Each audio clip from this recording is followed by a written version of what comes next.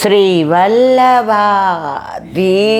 કી જય, गिरिराज धरण की जय, श्याम सुंदर श्री यमुने महारानी की जय, श्री गुसाई जी परम दयाल की जय, श्री गोकुल नाथ की जय, दाव दयाल की जय, श्री नवनीत प्रिया लाल की जय, अपने माथे विराजता सेव्य स्वरूप की जय। बधाई वैष्णव ने जाजा करीन जय श्री कृष्ण, जय श्री कृष्ण। ग्रीष्म ऋतु, ઠાકોરજી ને બધા શીતોપચાર। કાલ 11 વલ્લભભાઈ સન્મુખ આનંદ કર્યો, પરમાનંદ કર્યો। જેને વિઠ્ઠલ નાથ વિચારે રે એને પ્રગટ પદાર્થ ચારે। કાલે ગરમી એટલી પુષ્કળ હતી કે એમ થતું હતું કે હોલમાં કોઈ આવશે નહીં। લોકો થલતેજથી આવ્યા, બોપલથી આવ્યા, વાસણાથી આવ્યા, મણિનગર, વલ્લભે જેને બોલાવ્યા આવ્યા। અને આનંદ એ વાતનો છે કે એમાં 4-5 જણાને ઠાકોરજી પુષ્ટ કરાવવા હતા, એનું પૂછવા આવ્યા હતા। અને કાલે 11 એ નક્કી કરીને ગયા। તો જે આ આનંદ લઈ રહ્યા છે આની કોઈ કિંમત નથી। વલ્લભને દ્વાર રે આનંદ, વલ્લભને દ્વાર રે આનંદ અપાર રે, પ્રગટ્યા શ્રી વિઠ્ઠલનાથજી હારે। શ્રી વલ્લભને દ્વાર રે આનંદ અપાર રે, પ્રગટ્યા શ્રી વિઠ્ઠલનાથજી।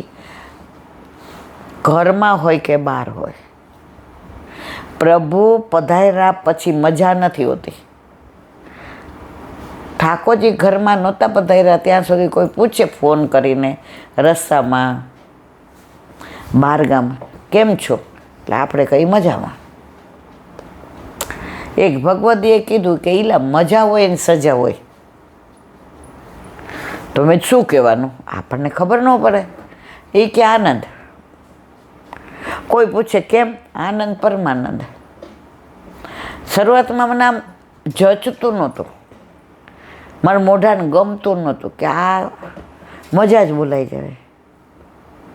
એ તો લીલામાં પહોંચી ગયા, પણ મને આ શબ્દ દઈને ગયા કે વલ્લભના જે 108 નામ ગુસાઈજીએ સર્વોત્તમમાં લખ્યા છે એમાં આનંદાય નમઃ, પરમાનંદાય નમઃ।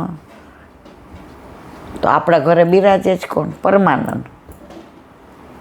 એટલે કોઈ પૂછે, હવે તો જેટલા વૈષ્ણવના ફોન આવે, જેટલા વૈષ્ણવ મળે, 99% કોઈ મને એમ નહીં કહેતું મજામાં।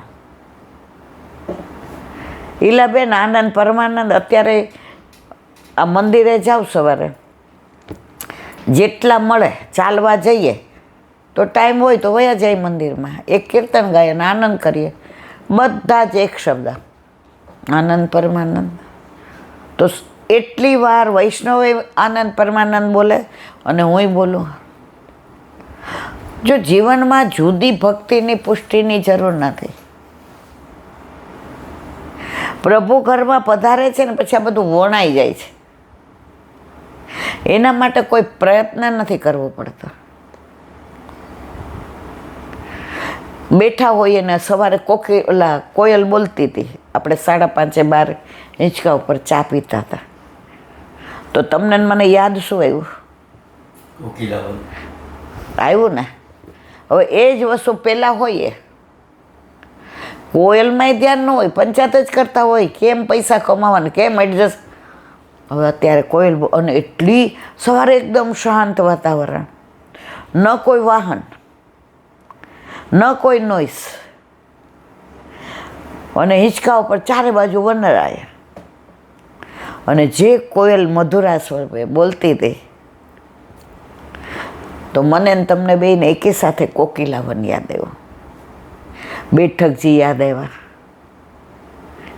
ઓલા સાઈડમાં ખીચડી ઓલા ખીરનો મનોરથ કરાવીએ એટલે બધાયના દુનાની અંદર મુખિયાજીના દીકરાના વહુ દેતા હોય એ દેખાય. અને આ વખતે ગયા આપણે તો ત્યાં બધા ખીર લેતા હતા. એટલે મારે તો આ પગનું હવે થયું એટલે કોઈ દી જિંદગીમાં નીચે બેસાય નહીં.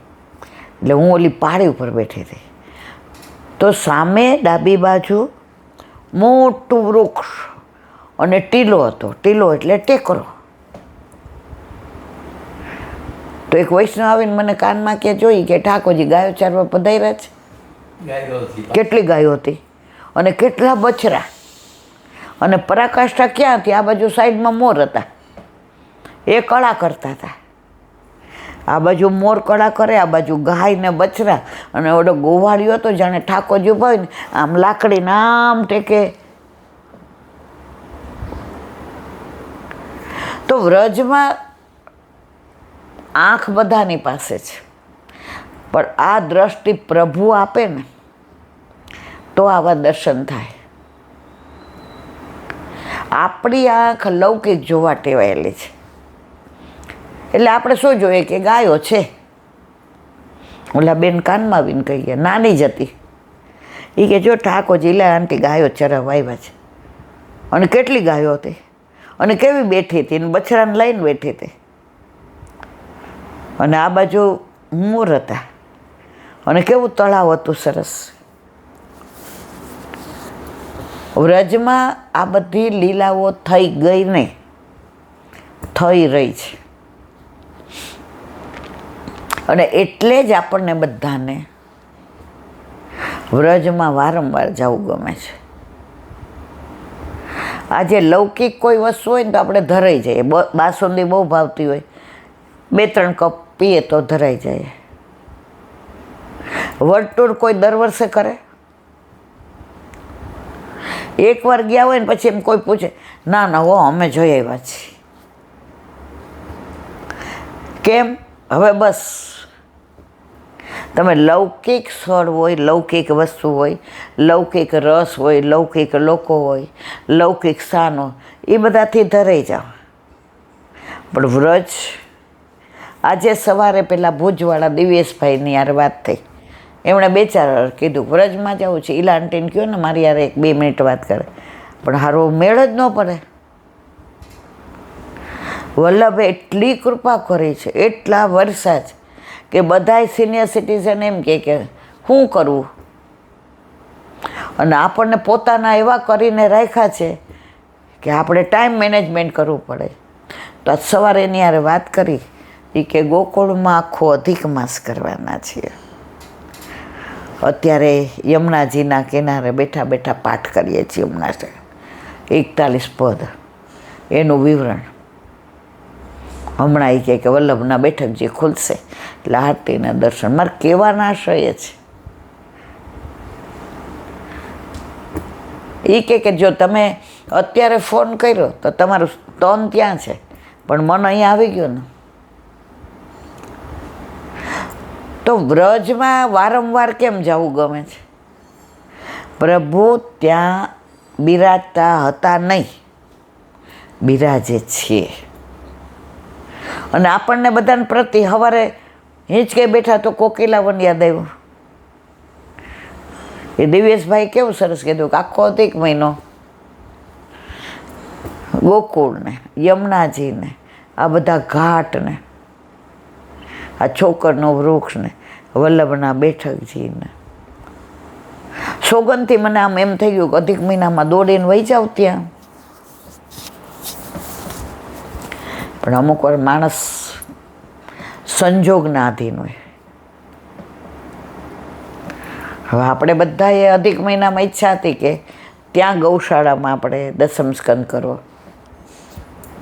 પણ બધાએ કીધું કે ભાઈ બહુ ગરમી હોય, અને આપણા ઘરે આપણા માથે બિરાજતા આપણા ઠાકોરજીને ઘરે લાડ લડાવી શકીએ એવા બાર આપણે ચલાવવું પડે.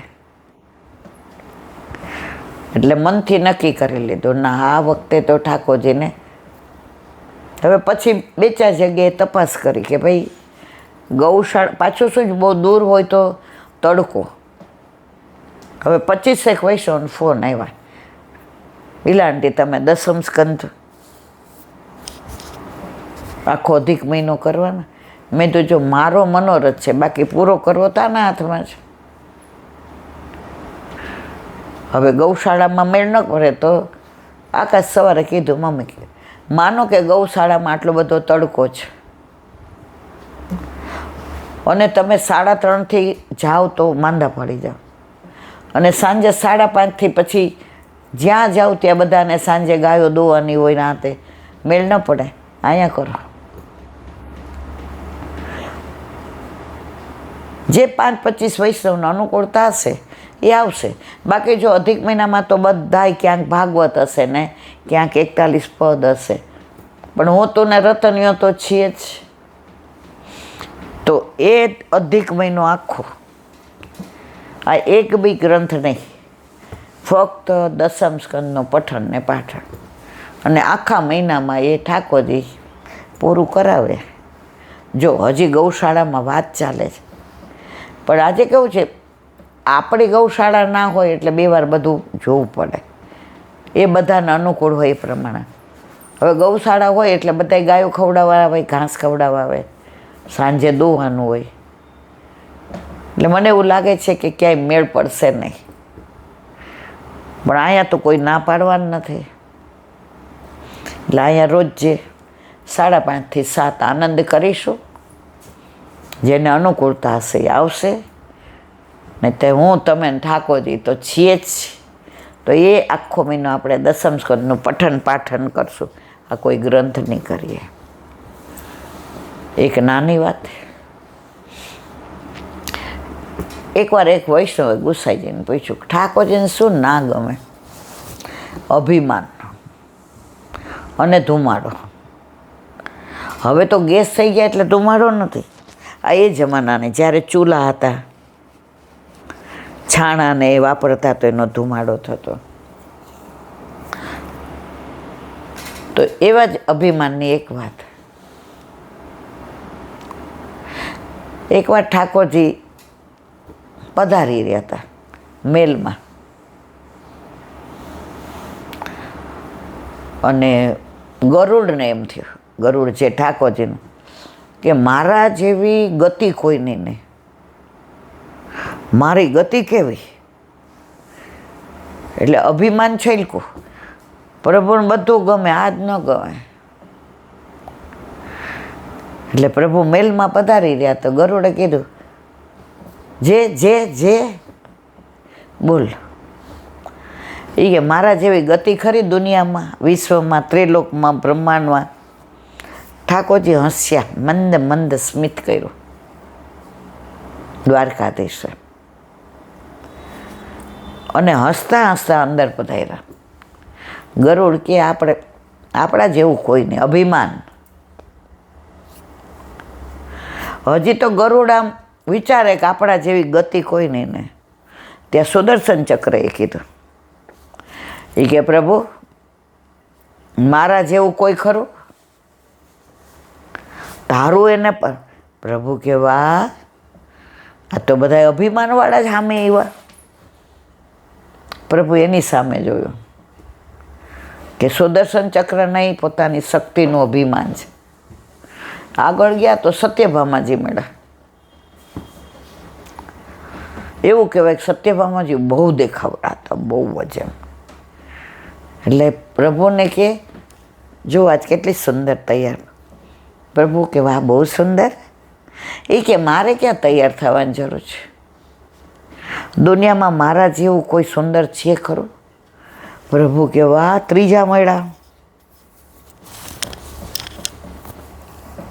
હવે ત્રણેયનું અભિમાન મારે એક યાર ઉતારવું છે. જો કોઈને હાય નથી કીધું, કોઈને નાય નથી કીધું.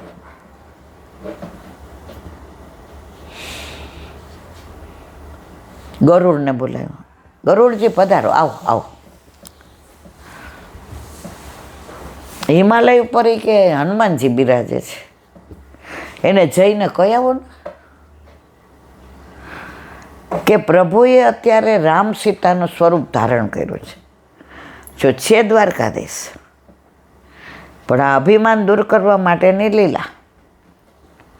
પ્રભુએ અત્યારે એ કહે કે રામચંદ્રજી, રાઘવજી સરકાર અને સિયાજીનું સ્વરૂપ યુગલ સ્વરૂપે, અને આપના મળવાનું મન થયું છે. એટલે કે સિયારામની વાત કરશો એટલે હનુમાનજી દોડતા આવશે. ગરુડ કે જો આપણી ગતિ, આપણું તેજ, આપણું પ્રભુ આપણને જ કહે ને. આવ્યા હિમાલય પાસે હનુમાનજી હતા. હજી તો કે હનુમાનજી, પ્રભુ એ કે સિયારામ આપને યાદ કરે છે. હજી સિયારામ બોલ્યા યાદ કરે ત્યાં તો હનુમાનજી 1 સેકન્ડમાં તો મેલમાં આવી ગયા. ઓલું ગરુડ તો એના પછી કેટલી વારે આવ્યું. એ કે હનુમાનજી હજી તો હું વાક્ય પૂરું કરું, એ પહેલાં ત્યાં પહોંચી ગયા. ગરુડનું અભિમાન ઉતરી ગયું કે મારા જેવું તેજ કોઈનું નહીં, મારા જેવું ગતિ કોઈની નહીં. ત્યાં સુદર્શન ચક્ર આમ ચોકીની જેમ બેઠો હતો ચોકીદાર. એને એમ કે આવે એટલે પાડ દો.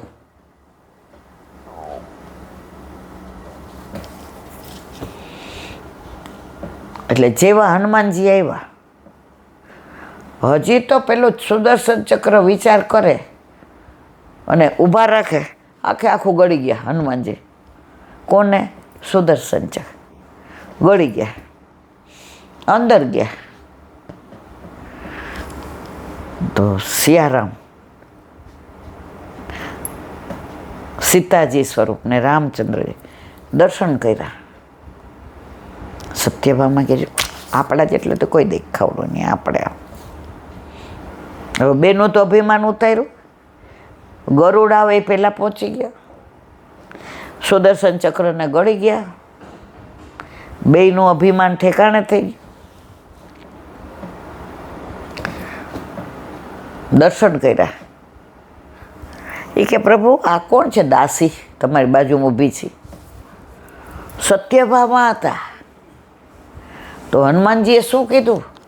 એ કે આ દાસી કોણ છે? મારા સિયાજી ક્યાં છે? મારી માતા ક્યાં છે? મારી મા ક્યાં છે? સત્યભામાને અભિમાન હતો કે મારા જેવું કોઈને. ઠાકોરજીએ પૂછ્યું, એ કે તમને સુદર્શન ચક્ર રોક્યા નહીં? એ કે આ જો આર્યું. એ કે ગરુડ કેવા આવ્યો હતો ને? એ કે આવે જ પાછળ. તો અભિમાન પ્રભુને જો ગરુડનો ઉતારી દે, સુદર્શન ચક્રનો ઉતારી દે, સત્યભામાનો ઉતારી દે, તો આપણું સહન કરે.